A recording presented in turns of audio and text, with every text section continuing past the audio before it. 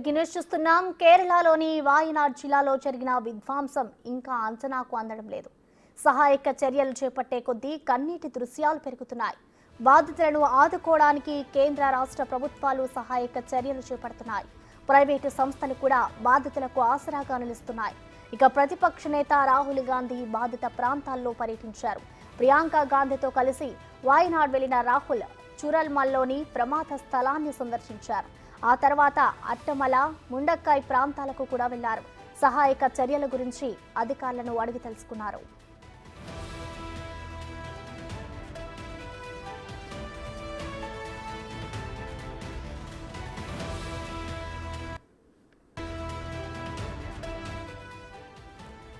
ప్రకృతి విపత్తు ఎన్నో కుటుంబాలను చిదిమేసింది. రోజు రోజుకి మృతుల సంఖ్య పెరుగుతోంది. ఇప్పటి వరకు 250 మందికి పైగా చనిపోయారని అధికారులు చెబుతున్నారు. మరో 200 మందికి పైగా గాయపడి ఆసుపత్రిలో చికిత్స పొందుతున్నారు. అటు ఇంకా 240 మంది ఆచూకీ తెలియాల్సి ఉందని స్థానిక మీడియా చెబుతోంది.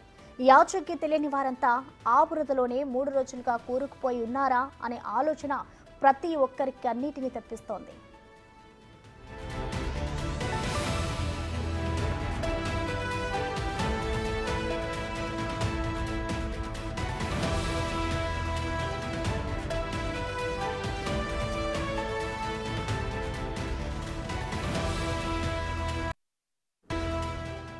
లిఫ్ట్ ఆగిపోయి భయంతో ఊపిరాటక చనిపోయిన ఘటనలు చూస్తూ ఉంటాం.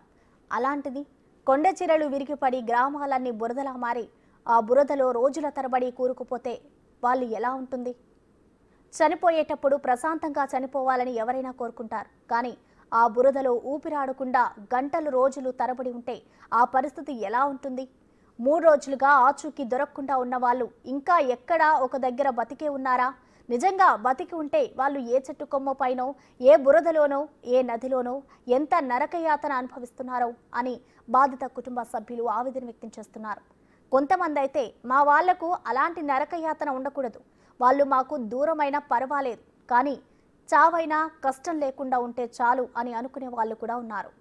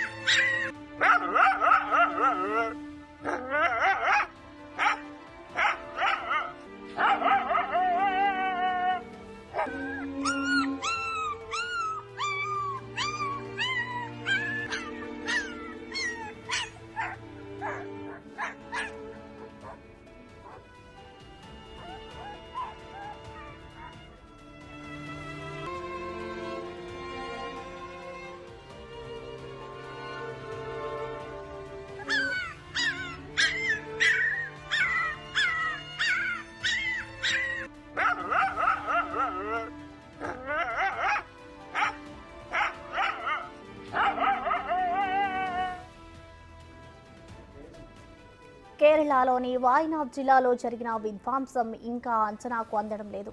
సహాయక చర్యలు చేపట్టే కొద్దీ కన్నీటి దృశ్యాలు పెరుగుతున్నాయి.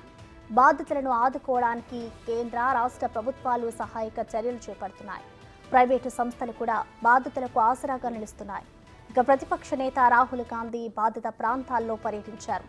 ప్రియాంక గాంధీతో కలిసి వాయనాడ్ వెళ్లిన రాహుల్ చురల్మల్లోని ప్రమాద స్థలాన్ని సందర్శించారు.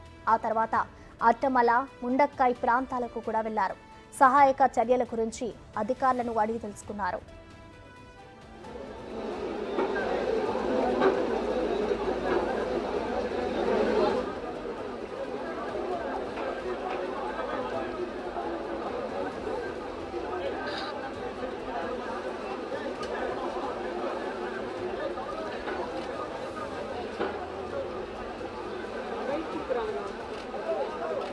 இல்லை பைக்லாம் கொடுக்காங்க நின்று பேசி அங்கே பார்த்துட்டு இருக்கிறாங்க.